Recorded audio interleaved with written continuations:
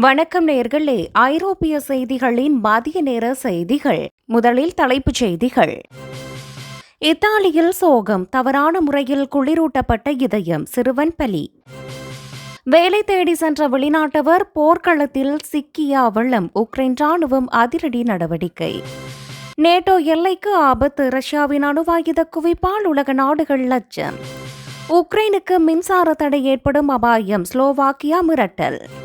ஐரோப்பாவுக்கு செல்பவர்கள் கவனத்திற்கு, 2026ஆம் ஆண்டு புதிய சுற்றுலா வரிகள் அமுல். ஆல்ப்ஸ் மலைத்தொடரில் கடும் பனிப்பொழிவு, 50 சென்டிமீட்டர் வரை பனி குவியும் அபாயம்.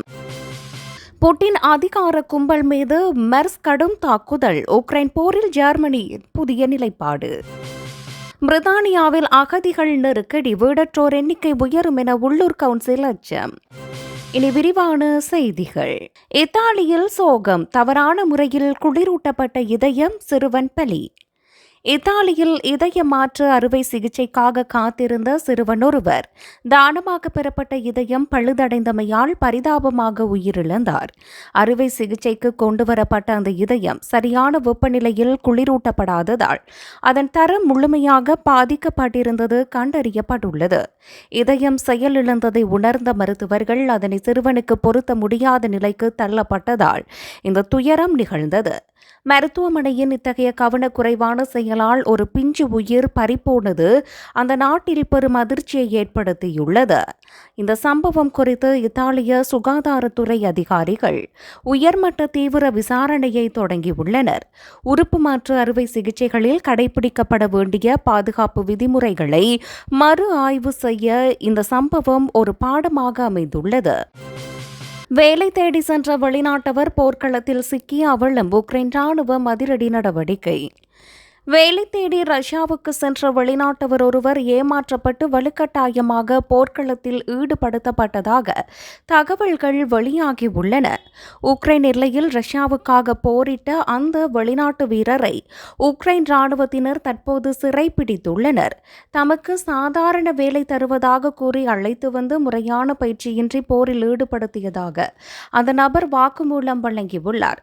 உக்ரைன் போரில் ரஷ்யா தனது தரப்பு உயிரிழப்புகளை சமாளிக்க வெளிநாட்டினரை அதிகளவில் பயன்படுத்தி வருவது இதன் மூலம் வெளிச்சத்திற்கு வந்துள்ளது. வறுமையை பயன்படுத்தி ஆசிய மற்றும் ஆப்பிரிக்க நாடுகளைச் சேர்ந்த இளைஞர்கள் இத்தகைய அபாயகரமான பணிகளில் சிக்க வைக்கப்படுகின்றனர். இந்த சம்பவம் சர்வதேச அளவில் பெரும் அதிர்ச்சியை ஏற்படுத்தியுள்ள நிலையில் வெளிநாடுகளுக்கு வேலைக்கு செல்லும் இளைஞர்கள் எச்சரிக்கையுடன் இருக்க வேண்டும் என அறிவுறுத்தப்பட்டுள்ளனர். நேட்டோ எல்லைக்கு ஆபத்து, ரஷ்யாவின் அணுவாயுத குவிப்பால் உலக நாடுகள் அச்சம். நேட்டோ அமைப்பின் உறுப்பு நாடுகளின் எல்லைப் பகுதிகளில் ரஷ்யா தனது அணு ஆயுதங்களை குவித்து வருவதாக தகவல்கள் வெளியாகியுள்ளன. உக்ரைன் போருக்கு மத்தியில் மேற்கத்திய நாடுகளுக்கு எச்சரிக்கை விடுக்கும் நோக்கில் புட்டின் இந்த அதிரடி நடவடிக்கையை மேற்கொண்டுள்ளார். பெலாரஸ் போன்ற நட்பு நாடுகளின் எல்லைகளில் நிலை கொண்டுள்ள இந்த ஆயுதங்கள் ஐரோப்பிய பாதுகாப்பிற்கு பெரும் அச்சுறுத்தலாக மாறியுள்ளன. ரஷ்யாவின் இந்த நகர்வால் நேட்டோ நாடுகள் தங்கள் எல்லையோர பாதுகாப்பை தீவிரப்படுத்தி கண்காணிப்பு பணிகளை முடக்கிவிட்டுள்ளன. சர்வதேச அணுசக்தி ஒப்பந்தங்களை மீறி ரஷ்யா செயல்படுவதாக அமெரிக்கா உள்ளிட்ட நாடுகள் கடும் கண்டனம் தெரிவித்து வருகின்றன. இந்த ஆயுத குவிப்பு ஒருவேளை அணுவாயுத போராக மாறினால் அது ஒட்டுமொத்த உலகிற்கும் பேரழிவை ஏற்படுத்தும் என நிபுணர்கள் எச்சரிக்கின்றனர். உக்ரைனுக்கு மின்சார தடை ஏற்படும் அபாயம், ஸ்லோவாக்கியா மிரட்டல். உக்ரைன் வழியாக ரஷ்யாவின் கச்சா எண்ணெய் விநியோகத்தை மீண்டும் தொடங்கினால் மட்டுமே மின்சாரம் வழங்கப்படும் என ஸ்லோவாக்கியா நிபந்தனை விதித்துள்ளது. ரஷ்யாவின் லுகோயில் நிறுவனத்தின் எண்ணெய் விநியோகத்தை உக்ரைன் தடுத்துள்ளதால் ஸ்லோவாக்கியா மற்றும் ஹங்கேரி நாடுகள் கடுமையாக பாதிக்கப்பட்டுள்ளன. எரிசக்தி நெருக்கடியை சமாளிக்க உக்ரைனுக்கு ஸ்லோவாக்கியா வழங்கி வந்த மின்சாரத்தை நிறுத்தப் போவதாக அந்நாட்டு பிரதமர் எச்சரித்துள்ளார். போர்க்களத்தில் அத்தியாவசிய தேவைகளுக்கு மின்சாரத்தை நம்பியிருக்கும் உக்ரைனுக்கு இது மிகப்பெரிய சவாலாக உள்ளது. ஐரோப்பிய நாடுகளுக்கு இடையிலான இத்தகைய மோதல் உக்ரைன் போரின் பொருளாதார மற்றும் எரிசக்தி பாதிப்புகளை மேலும் தீவிரப்படுத்தியுள்ளது. இந்த விவகாரத்தில் சமரசத்தை ஏற்படுத்த ஐரோப்பிய ஒன்றியத்தின் தலையீட்டை இரு நாடுகளும் எதிர்நோக்கியுள்ளன. ஐரோப்பாவுக்கு செல்பவர்கள் கவனத்திற்கு 2026ஆம் ஆண்டு புதிய சுற்றுலா வரிகள். ஐரோப்பாவின் பல நாடுகள் சுற்றுலா பயணிகளின் வருகையை கட்டுப்படுத்தவும் உள்கட்டமைப்பை மேம்படுத்தவும் 2026ஆம் ஆண்டு முதல் புதிய வரிகளை அறிமுகம் செய்கின்றன. இத்தாலியின் வெனிஸ் நகரம் தனது நுழைவு கட்டணத்தை உயர்த்துவதுடன் ஸ்பெயின் மற்றும் கிரீஸ் நாட்டின் சில பகுதிகளிலும் தங்கும் விடுதிகளுக்கான வரி அதிகரிக்கப்பட உள்ளது. சுற்றுலா பயணிகளால் ஏற்படும் சுற்றுச்சூழல் பாதிப்புகளை சீரமைக்க இந்த நிதி பயன்படுத்தப்படும் என அந்நாட்டு அரசாங்கங்கள் தெரிவித்துள்ளன. பிரபல சுற்றுலா தலங்களில் ஏற்படும் அதிகப்படியான கூட்ட நெரிசலை குறைப்பதும் இந்த புதிய வரி கொள்கையின் முக்கிய நோக்கமாகும். பிரிட்டன் உள்ளிட்ட வெளிநாட்டு பயணிகள் ஐரோப்பாவுக்கு தங்கள் பயணத்தை திட்டமிடும் போது இந்த கூடுதல் செலவுகளை கணக்கில் கொள்ள அறிவுறுத்தப்படுகிறார்கள். சில நகரங்களில் ஒரு நாளைக்கு தங்குவதற்கு தலா €5 முதல் €10 வரை கூடுதல் கட்டணம் வசூலிக்கப்பட வாய்ப்புள்ளதாக தகவல்கள் தெரிவிக்கின்றன. ஆல்ப்ஸ் மலைத்தொடரில் கடும் பனிப்பொழிவு, 50 சென்டிமீட்டர் வரை பனி குவியும் அபாயம். ஆல்ப்ஸ் மலைப்பகுதிகளில் திடீரென ஏற்பட்ட வானிலை மாற்றத்தால் கடும் பனிப்பொழிவு தொடங்கியுள்ளது. இது ஒட்டுமொத்த பகுதியையும் உறைபனியில் நனைத்துள்ளது. அடுத்த சில நாட்களில் சுமார் 50 சென்டிமீட்டர் வரை புதிய பனிப்பொழிவு ஏற்படும் என வானிலை ஆய்வு மையம் எச்சரிக்கை விடுத்துள்ளது. இந்த அதிரடி பனிப்பொழிவு காரணமாக போக்குவரத்து கடுமையாக பாதிக்கப்பட்டுள்ளதுடன் சாலைகளில் வாகனங்கள் செல்ல முடியாத நிலை ஏற்பட்டுள்ளது.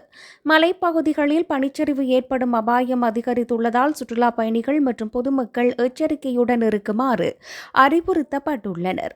பிப்ரவரி மாத இறுதியில் ஏற்பட்டுள்ள இந்த அசாதாரண வானிலை மாற்றம் அப்பகுதி மக்களின் இயல்பு வாழ்க்கையை பெரிதும் முடக்கியுள்ளது.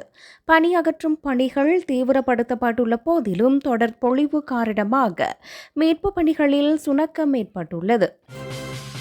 புட்டின் அதிகார கும்பல் மீது மெர்ஸ் கடும் தாக்குதல். உக்ரைன் போரில் ஜெர்மனியின் புதிய நிலைப்பாடு. ரஷ்யாவின் போர் இயந்திரம் மற்றும் புட்டினை சுற்றியுள்ள அதிகார கும்பல் மீது ஜெர்மனியின் அதிபர் மெர்ஸ் கடுமையான விமர்சனங்களை முன்வைத்துள்ளார். உக்ரைனுக்கு எதிரான போரை தொடர்வதற்கு ரஷ்யா தனது அதிகார வர்க்கத்தையும் பொருளாதாரத்தையும் முழுமையாக சார்ந்திருப்பதாக அவர் சுட்டிக்காட்டினார். ரஷ்யாவின் ஆக்கிரமிப்பு நடவடிக்கைகளை தடுக்க ஐரோப்பா இன்னும் ஒருங்கிணைந்து செயல்பட வேண்டியது அவசியம் என அவர் வலியுறுத்தினார். உக்ரைனுக்கு தேவையான இராணுவ மற்றும் பொருளாதார உதவிகளை தடையின்றி வழங்குவதில் ஜெர்மனி உறுதியாக இருக்கும் என மெர்ஸ் மீண்டும் உறுதிபட கூறினார். ரஷ்யாவின் இந்த அதிகார கட்டமைப்பு சர்வதேச அமைதிக்கு மிகப்பெரிய அச்சுறுத்தலாக உருவெடுத்துள்ளதாகவும் அவர் எச்சரிக்கை விடுத்துள்ளார். ஜெர்மனியின் இந்த அதிரடி அரசியல் நிலைப்பாடு ரஷ்யாவுடனான உறவில் மேலும் விரிசலை ஏற்படுத்தும் என்று அரசியல் ஆய்வாளர்கள் கருதுகின்றனர். பிரித்தானியாவில் அரசு புகலிடம் கோருவோர் மீதான விதிகளை கடுமையாக்கியுள்ளதால் வீடற்றவர்களின் எண்ணிக்கை பெருமளவு உயரக்கூடும் என உள்ளூர் கவுன்சில்கள் எச்சரித்துள்ளன. அகதி அந்தஸ்து வழங்கப்பட்ட பிறகு அவர்கள் தங்கியிருந்த அரசு விடுதிகளிலிருந்து வெளியேற்ற குறைந்த கால அவகாசமே வழங்கப்படுகிறது. அகதி அந்தஸ்து வழங்கப்பட்ட பிறகு அவர்கள் தங்கியிருந்த அரசு விடுதிகளிலிருந்து வெளியேற குறைந்த கால அவகாசமே வழங்கப்படுவது இந்த பிரச்சினைக்கு காரணமாகுகிறது. இதனால் திடீரென வீதிக்கு வரும் நூற்றுக்கணக்கான அகதிகளுக்கு மாற்று இடம் வழங்க முடியாமல் உள்ளூர் நிர்வாகங்கள் திணறி வருகின்றன. இந்த அதிரடி மாற்றத்தால் ஏற்கனவே நிலவி வரும் வீட்டு வசதி பற்றாக்குறை மேலும் தீவிரமடையும் என அஞ்சப்படுகிறது. முறையான திட்டமிடலின்றி மேற்கொள்ளப்படும் இத்தகைய நடவடிக்கைகள் சமூகத்தில் பெரும் குழப்பத்தை ஏற்படுத்தும் என தன்னார்வலர்கள் கவலை தெரிவிக்கின்றனர். இந்த நெருக்கடியை சமாளிக்க மத்திய அரசு கூடுதல் நிதி மற்றும் கால அவகாசம் வழங்க வேண்டும் என கவுன்சில் தலைவர்கள் கோரிக்கை விடுத்துள்ளனர்.